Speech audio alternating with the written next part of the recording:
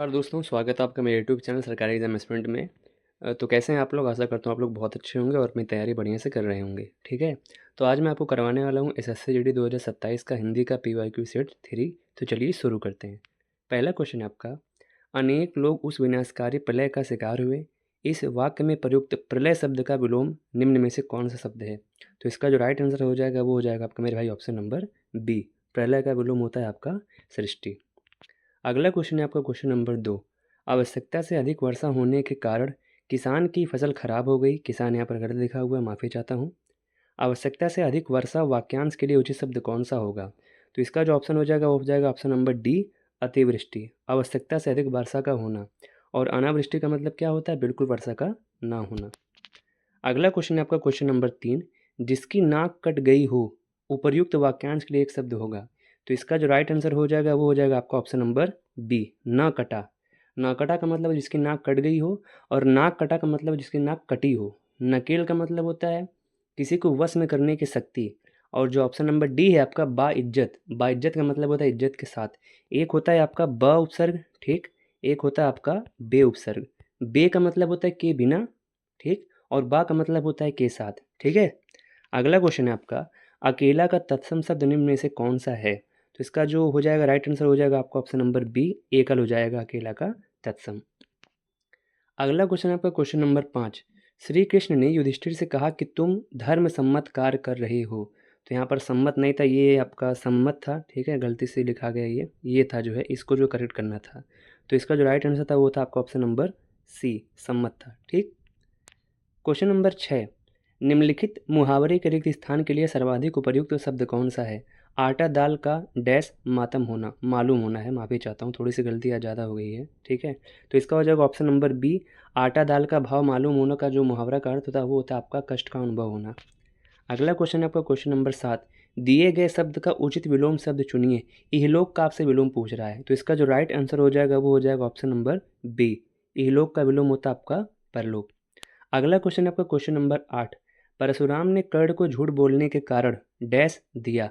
रिक्त स्थान की पूर्ति के लिए तत्सम शब्द होगा। तो भैया इनमें से चारों ऑप्शन में से तत्सम शब्द कौन सा है? ऑप्शन नंबर डी, साप। श्राप तत्सम है, तद्भव है, साप आपका तत्सम है। ठीक, अगला क्वेश्चन है आपका क्वेश्चन नंबर 9।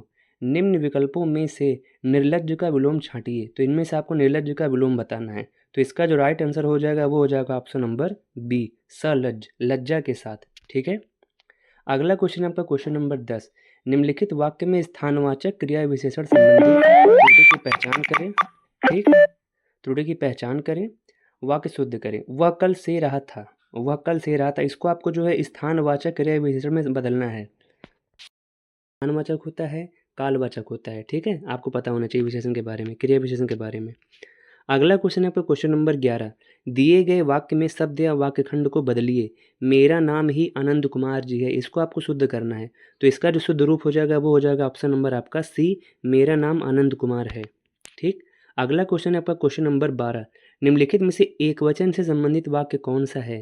तो इनमें से आपको एक वचन छांटना है। तो इसका जो राइट आंसर हो जाएगा वो हो जाएगा ऑप्शन नंबर डी, इस शाखा को मत तोड़ो।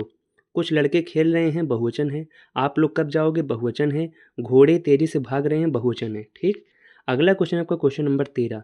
निम्नलिखित वाक्यांश के लिए सार्थक शब्द चुनिए जिसका कोई स्वरूप ना हो, उसको क्या बोलते हैं? तो भैया उसको बोलते हैं आपको ऑप्शन नंबर बी, निराकार बोलते हैं, जिसका कोई आकार ना हो, जिसका कोई स्वरूप ना हो। अगला क्वेश्चन है आपका क्वेश्चन नंबर 14। अक्षर का अर्थ है डैश और रंग को भी डैश कहा जाता है। तो इन दोनों में आपको जो है एक ही चीज़ भरना है। तो ये भर जाएगा आपका जो है ऑप्शन नंबर डी, वर्ड। अक्षर का मतलब वर्ड होता है, ठीक, रंग को भी वर्ड ही कहा जाता है। अगला क्वेश्चन है आपका क्वेश्चन नंबर 15। आओ आज सब लोग अंतराक्षरी खेलते हैं। तो आपको अंतराक्षरी का जो वर्तनी शुद्धि खोजना है। तो ये हो जाएगा ऑप्शन नंबर सी। ठीक है, और sorry sorry sorry sorry, option number आपका जो है इसका आप लोग जो है अंताक्षरी लिख लीजिएगा। ठीक है, अंताक्षरी जो मैं आपको लिख देता हूँ ऐसे लिखा जाता है। ठीक है, अ, आधा न, आधा त, य, क्षत्रिय वाला छ, र हो जाएगा। ठीक, ये हो जाएगा इसका वर्तनी शुद्धि अंताक्षरी। ठीक है, अगला क्वेश्चन है आपका क्वेश्चन नंबर 16। अक्वेंटेंस का हिंदी पारिभाषिक शब्द क्या है? तो इसका जो हिंदी पारिभाषिक शब्द है वो है आपका जान पहचान। ठीक है, अगला क्वेश्चन है आपका क्वेश्चन नंबर 17। ग्रांट अंग्रेजी शब्द का हिंदी पारिभाषिक शब्द कौन सा है? तो इसका जो हो जाएगा ऑप्शन नंबर सी अनुदान। अगला क्वेश्चन आपका क्वेश्चन नंबर 18, टेम्परेरी अपॉइंटमेंट का हिंदी पर्याय कौन सा है? तो इसका जो राइट आंसर हो जाएगा वो हो जाएगा ऑप्शन नंबर डी, अस्थायी नियुक्ति।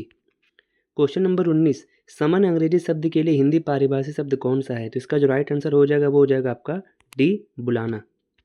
अगला क्वेश्चन है आपका क्वेश्चन नंबर 20, आर्बिट्रेटर का हिंदी पारिभाषिक शब्द कौन सा है? तो इसका जो हिंदी पारिभाषिक शब्द हो जाएगा वो हो जाएगा ऑप्शन नंबर बी, मध्यस्थ।